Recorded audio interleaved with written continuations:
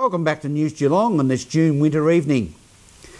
The Port Arlington Rotunda was built between 1909 and 1910. Originally used as the office for a weighbridge, a meeting room and the band rotunda, it was built at a total cost of £97, 4 shillings and 9pence, a pricely sum in those days. Now it is to undergo its first major renovation in 16 years, much to the pleasure of the Port Arlington Business Association, as Meryl Friend reports. We're here at the beautiful historic seaside township of Port Arlington, where the historic band rotunda is being restored. It's an important part of the whole town square renewing development, and I was able to speak with the chairman of the Business Association, John Ray. Well, look, the Business Association 16 years ago got this project moving, and we were promised funding then. So we're absolutely thrilled that it's happened now. Construction started about 3 weeks ago, and it's due to be finished in July. The town square will then start to begin to take shape after this is finished, and it's about a $400,000 project, and it looks sensational. There'll be lots of public seating, lots of open space, and a huge flat area, so people will be able to move around quite easily, and fabulous views of our beautiful bay. Gorgeous behind us, and then also across the road, the next stage of the project, you'll be doing that up as well? The next stage is unfunded at this stage. However, that's expected to be done maybe 2011, 2012, and it's going to very much focus on al fresco dining, and they're looking at putting another 2.5 metres onto the footpath. My great uncle built this in 1909, 1910. John Purchase Bartlett was his name, and his family arrived on the peninsula in 1848. At Point Henry. But yeah, I suppose we have got a bit of affinity to this thing here. It's good to see it being rebuilt. So have you been a part of the business community here for that time as well? Well, I've been associated, I've had my own business down here for 10 or more years. But yeah, it's good to see projects like this happening in town. It's great, the concept, the whole thing. And has there been a lot of cooperation between all of these groups, or how's it all come about? Yeah, the business people back in, probably 16, 18 years ago now got together to do this up, and then things have progressed from them through the various committees. And yeah, I think the whole town's behind it. It's great for Port Arlington. Now, you gave me a figure that the original building cost. What was that? Yeah, I think it was £97.5 or thereabouts. There's over 60,000 just on this alone. I believe 30,000 from the government and 30,000 from the council, with a bit of 6,000 or 7,000 in kind. Down here in beautiful Port Arlington, Meryl Friend for News Geelong. Thank you, Meryl. The City of Greater Geelong current leisure link centre in Belmont will be put up for resale, or put up for sale, should I put, as the new centre at Warren Ponds moves closer to completion. Built in the late 1970s, City of Greater Geelong management feel it is unlikely that the property would be purchased as a continuing aquatic facility, as Eliza Houghton reports.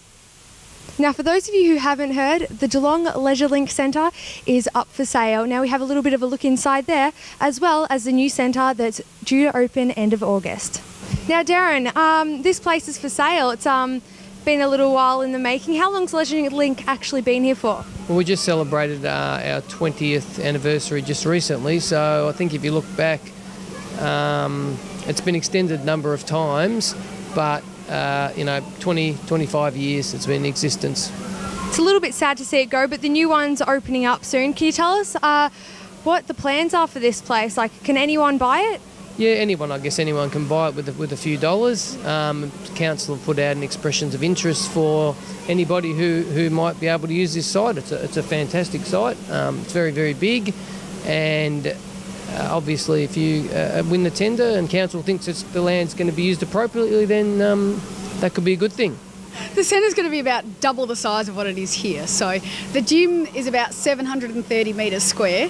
If you compare that to an average house block, it's a little bit bigger.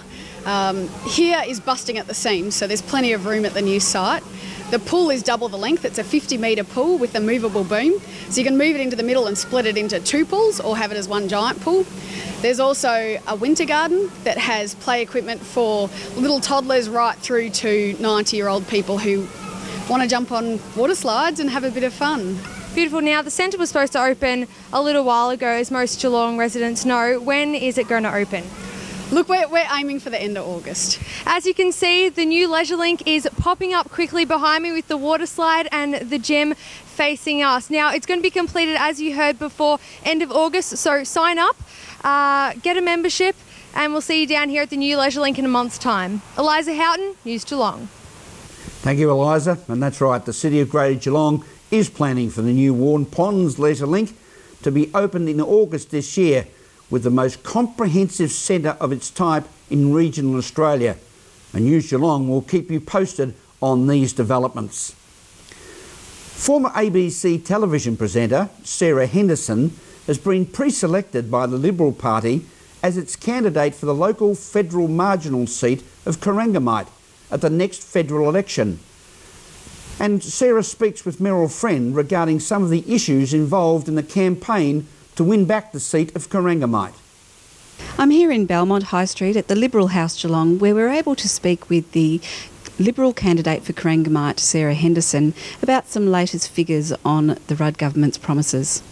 Well, unfortunately, the Computers in Schools program is yet another very significant failed program delivered by the Rudd government. In the electorate of Corangamite, only 1,200 or so computers have been rolled out of the 4,500 students who were eligible for a computer. And as I say, it's been yet one more disastrous policy implemented by Kevin Rudd. So they have got another 12 months to keep that promise. Is there any likelihood of that happening?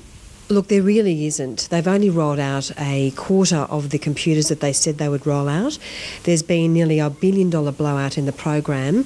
There's been no provision for maintenance of computers. There's been no provision for the costs of broadband.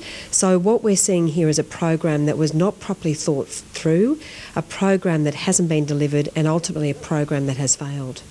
So Sarah, with your area, do you think the Liberal government will be able to keep their promises?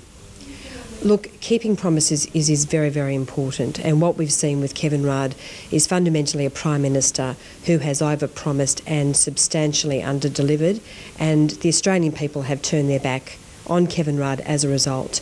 A coalition government with Tony Abbott as the Prime Minister will be very cautious in the promises it makes, because ultimately it's our money, and we are a government that takes economic management very, very seriously, and that will be a fundamental tenet of how we govern. Here at Liberal House Geelong, Meryl Friend, News Geelong. Thank you, Meryl. And we certainly follow up with the current sitting member, Darren Cheeseman, to see what his responses are in relation to those challenges. This is News Geelong Wednesday edition, as we go to a break and return with sport and weather after this.